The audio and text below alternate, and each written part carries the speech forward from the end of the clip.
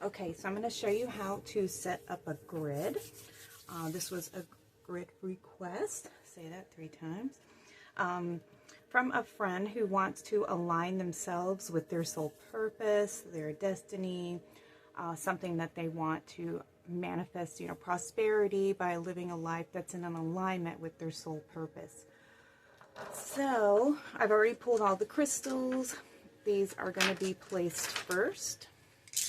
Make sure that you cleanse and clear your stones and charge them before placing them on the grid.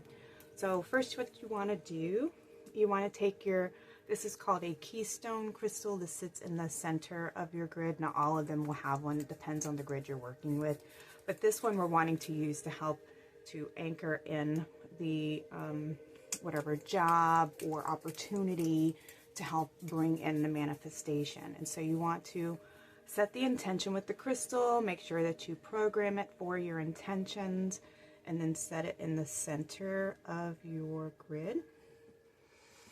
And then we want to work on the coming into alignment. So this is the purpose, and now we want to align to our purpose. Let's see the purple. So we're going to ground it in from the higher realms. And then we want to go back and forth. Let's do the carnelian, lapis, citrine, chrysocolla. Okay, so there's our alignment. And now we're going to set our green aventurine. So this is our abundance, prosperity, good luck, wealth, health, happiness stone. It's the good luck crystal. And then we're going to use some tiger iron to help ground this in and to have confidence and an inner knowing that we are manifesting, that our manifestation is coming in, right? So tiger eye is really good for abundance, prosperity, good luck, confidence, self-esteem, and then it's blended with hematite and jasper to help nurture this passion, this desire, and ground it in, to attract it to you. Oops. All right, you got to follow the little points of intersection on the flower. And this is the flower of life grid, the blooming of potential. And then we're going to use some pyrite. And pyrite is fool's gold. It's very good for abundance and prosperity, wealth, happiness. It's a protection stone. Also good for shining a light, guiding your thoughts and your intentions. And then we're going to place the quartz crystal. And at first we want to put the crystals pointing inwards because we're going to charge the grid. Okay, and we're going to place them on these. And I've chosen to use a combination of clear quartz and milky quartz to balance out the masculine and feminine energies. Okay, the crystals are placed. Okay, now here comes the fun part.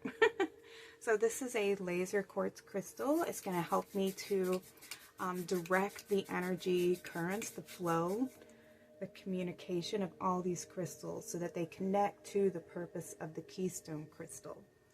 So all of these stones are going to be working to help this individual come into alignment, ground and anchor in the opportunities for success, abundance, and coming into alignment with their soul purpose, right? So we want to start with touching this crystal here. And then we're going to connect all the other stones to this. So you work in a clockwise manner. And you don't have to touch the other crystals. Some people do. But you want to make sure that you go from this stone to the next stone. From this stone to the next stone. This stone to this stone. And then once we've connected all 3, we move over. And then we connect this crystal to that crystal. Everything goes to that crystal. Oops. And this one we only have 2. And you always want to come back to the top and then move over. and you'll start to feel the energy current. You just want to make sure that you tap into all crystals. Oops. And don't worry about if you mess up. The crystals are forgiving. As long as you're setting the intention of all of them connecting to this crystal and everybody working together for an intention. Oops.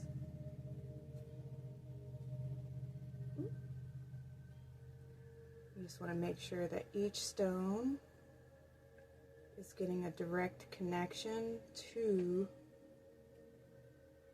that center crystal here. And you've got to go around the circle 3 times. So if you feel like you've missed one, you have an opportunity to hit it again, you know?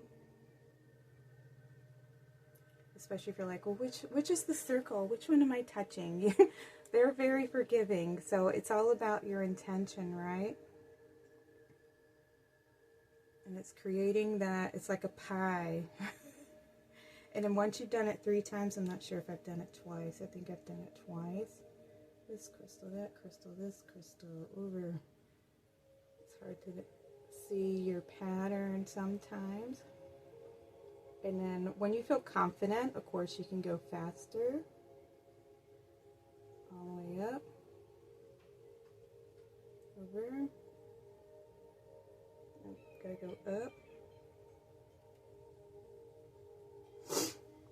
I'm losing track of where I'm going. Hopefully you guys will be better. Once you get to that 3rd one, you just want to kind of spiral it around in a circle.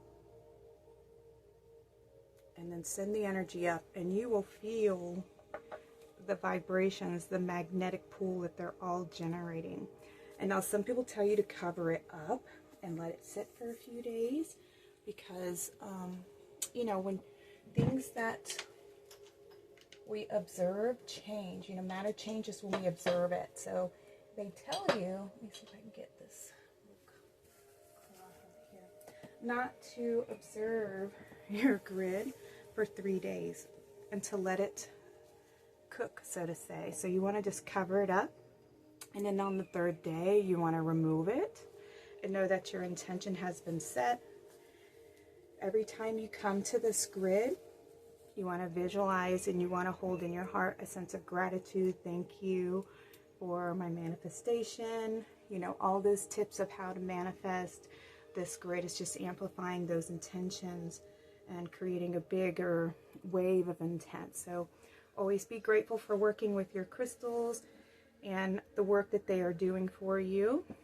And, you know, every time you go to the grid, you know, when you see it, you just want to say thank you and visualizing and focusing on you receiving and coming into alignment with this manifestation, the intention that you have set. Okay? All right, you guys, thanks for watching. Hope this helps. Take care and have a blessed day.